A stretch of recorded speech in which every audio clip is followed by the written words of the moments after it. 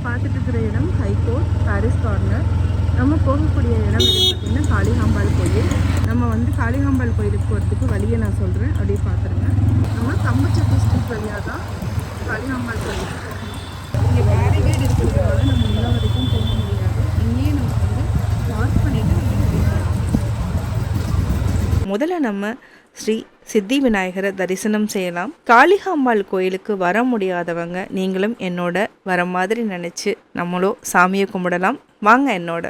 இங்கேயும் நம்ம தரிசனம் செய்துட்டு அடுத்து நீங்கள் பார்க்கக்கூடிய சன்னதி ஸ்ரீ வடகதிர்காம முருகர் சன்னதி.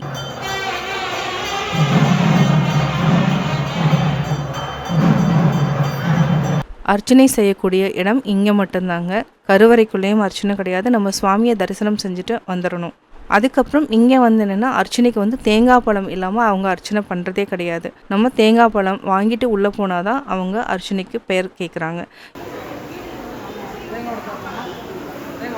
அடுத்து நம்ம பார்க்கக்கூடிய முக்கியமான ஒரு குழந்தை வீர வெற்றிவேல்.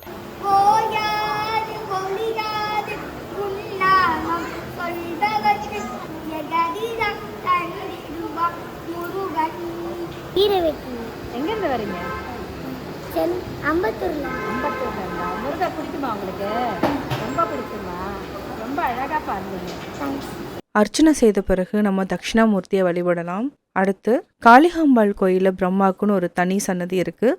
ஸ்ரீ விராட் விஸ்வ பிரம்மம் சன்னதி. இங்கேயும் நம்ம வழிபட்டு அடுத்து நம்ம காயத்ரி தேவியை தரிசனம் செய்யலாம்.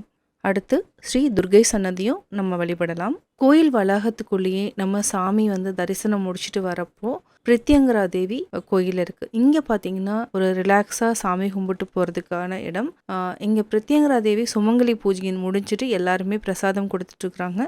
இந்த ஆலயத்தினுடைய முக்கியமான விசேஷம் எதுன்னு பார்த்தீங்கன்னா சத்ரபதி சிவாஜி மகாராஜா இந்த ஆலயத்திற்கு வருகை தந்து அன்னை ஸ்ரீ காளிகாம்பாளினுடைய அருளை பெற்றாருங்கிறது முக்கியமான விசேஷம்.